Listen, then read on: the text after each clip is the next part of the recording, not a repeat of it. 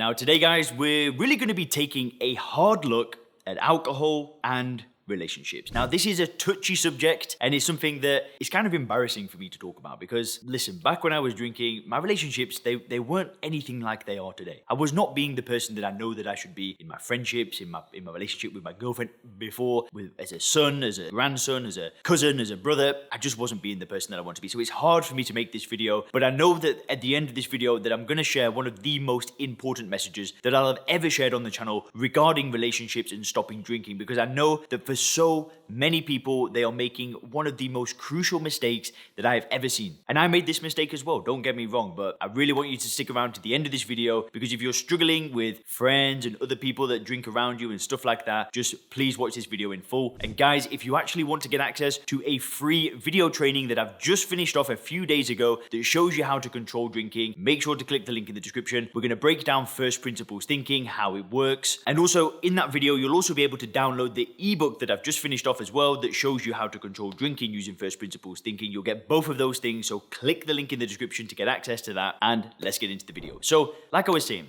I just want to do a bit of reflection on what life was like as a drinker that will lead up to the really important message that I've got for you today. Now, back when I was a drinker, I was not stepping up the way that I should in my relationships. Now, that's in my relationship with my ex-girlfriend, my relationship with my family, my friends.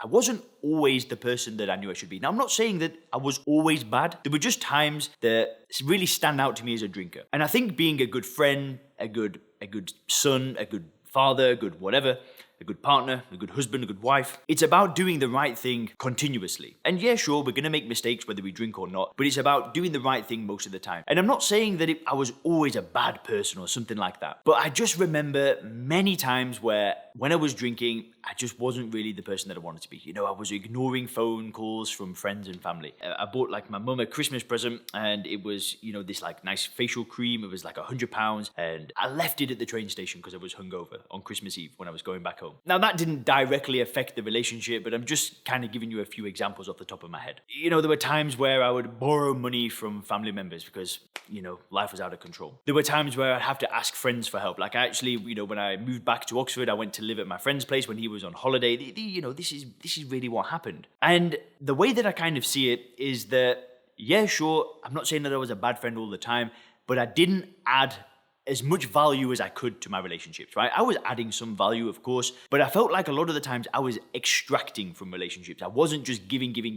And sure, relationships are still, it's a 50-50 thing, but I like to think of myself as somebody that gives a lot. Like this channel, I'm giving a lot of information away. I like to give, and I believe that in life, you can't control the output. Like, I cannot control the output of another person. All I can do is control the input. So I've tried to put all my energy on inputs.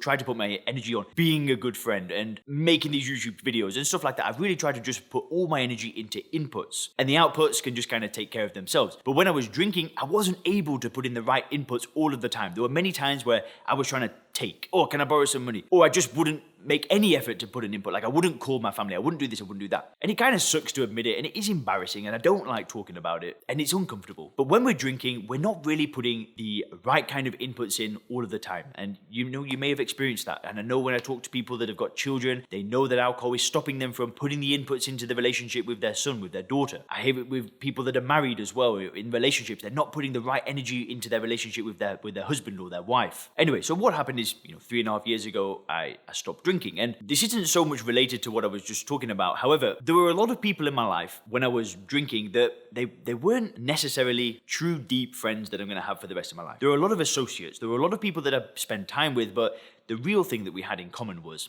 alcohol. Now, as I started changing and I started putting my energy into, working on my business or moving to Asia and health and fitness and different kind of things, I started getting a lot of different interests. Naturally, without really trying it, I just moved away from other, the people that I used to be friends with that drank a lot. Because what I truly believe is we attract what we are, right? If we are drinking and kind of partying and living that lifestyle, that's kind of what gets reflected to us. And I've spoke about this in before. It's called the mirror principle, and it's in that book, Reality Transurfing. You can see that there on the screen now. This is an amazing book that I read. But he talks about the mirror principle. But what I found is that as I started changing me, what got reflected to me in the external world was different. I just started attracting different people into my life. And what I found is that the people in my life that really matter to me, my close friends that I've still got today, and my family members, they were the relationships that I could just start putting more energy into. I could start creating the inputs, I could start adding more value to these relationships. And naturally, some people I just moved away from them and made space for different people. So as a result of not drinking is I strengthened my relationship with the people that really matter to me, and then I met new people as well. And naturally just kind of moved away from some of the people that, I'm not going to say that they were holding me back, but I just wasn't as aligned to some individuals. But why am I telling you this? Why have I kind of gone on these tangents and explained all this stuff to you? Because I see a crucial mistake that so many people make. They want to stop drinking, but they're afraid of how their friends and the family and the people around them are going to react to the situation. What I want to say to you is, do not worry what other people think about your decision to become a non-drinker, right? Don't worry about it, because it's not your problem. That is their problem. And if they feel uncomfortable because you're making a great change, that is not your problem. That is not for you to deal with. That's their problem. Because I hear, a lot of people that they're worried. How is this person going to react? How is that person going to react? What about this person? And I'm not saying this from a place of superiority or anything like that, but it is really not your problem. Because what's really happening here is you are making a great change. And that is making other people feel uncomfortable. It's a bit like crabs in a bucket, right? When the crab tries to escape and they could all get out, but the crabs all bring them back in. The same thing is happening when you stop drinking. Because when you start putting, you're getting back to the gym, you're working on your business, spending more time with the family, that's great. But so many people, they do not want to question their drinking. They don't want to look at their drinking problem. And when you start doing it, when you start making a change, that makes other people feel uncomfortable. But that is not your problem. All you can do for those people is focus on the inputs. And as I was explaining, when you're not drinking alcohol, the inputs that you can make are just so much better than the outputs. And you know what? If you move away from certain people and make space for new people in your life that you might meet doing different things, you might meet people at church, in the gym, and certain hobbies, you might meet new people that you're more aligned with, and naturally you may just move away from certain people. I'm not saying that you need to cut people out of your life. Absolutely not.